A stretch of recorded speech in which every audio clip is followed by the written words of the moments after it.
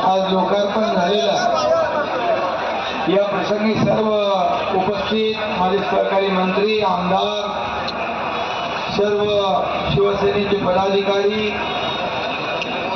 जिल्हा प्रमुख किरण पांडव त्याचबरोबर सर्व शिवसेनेचे कार्यकर्ते बंधू भगिनी माझ्या लाडक्या बहिणींनो आणि लाडक्या भावांनो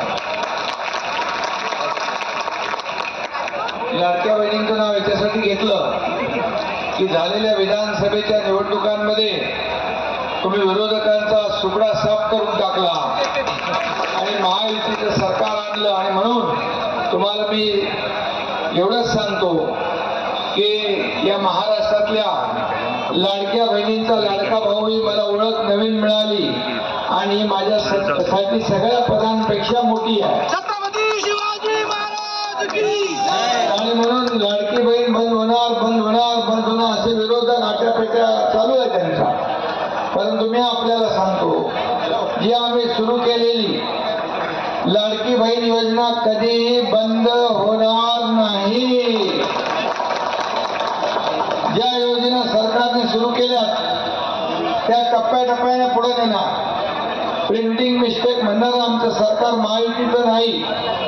2.5 वर्षाचे काम आपण केलं त्याची पोचपावती तुम्ही दिली.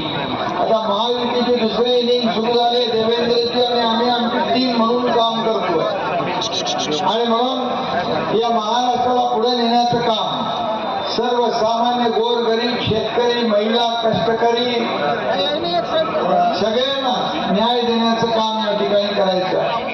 आताच मोठं आरोग्य शिबिर देखील झालं तिकडे गेलो होतो मी आणि म्हणून आपल्या सगळ्यांना मी शुभेच्छा द्यायला आलो.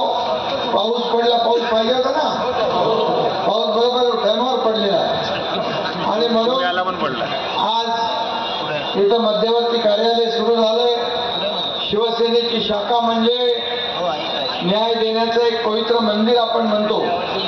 या शाखेत येणाऱ्या जाणाऱ्या प्रत्येकाला एक आधार वाटला पाहिजे असं काम झालं पाहिजे आणि म्हणून या महाराष्ट्राभर शिवसेना प्रमुख बाळासाहेब ठाकरे यांनी शिवसेना शाखांचं जाळं बनवलं आणि म्हणून बाळासाहेबांचे विचार पुढे घेऊन चाललोय आपण. आनंद दिघे साहेबांचे विचार पुढे घेऊन चाललोय. म्हणून तुमच्या आशीर्वादाने आपल्या विधानसभेच्या निवडणुकीमध्ये शिवसेनेने 80 जागा लढवून 60 जागा जिंकल्या. हा इतिहास आपण पाहिलेला आणि महायुतीच्या आतापर्यंत इतिहासामध्ये कधी एवढ्या जागा आल्या नव्हत्या. त्या 232 जागा महायुतीच्या आल्या.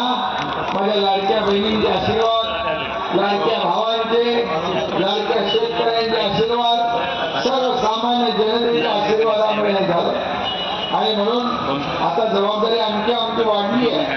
म्हणून या महाराष्ट्राला पुढे न्यायचं आहे. या महाराष्ट्राचा विकास करायचा आहे. या सर्वसामान्य माणसाच्या आयुष्यात चांगले दिवस आले. मी नेहमी सांगतो सोन्याचा चमचा घेऊन जन्माला आम्ही आलो नसलो तरी सुद्धा या मुख्य सचिवाला फोन करतो.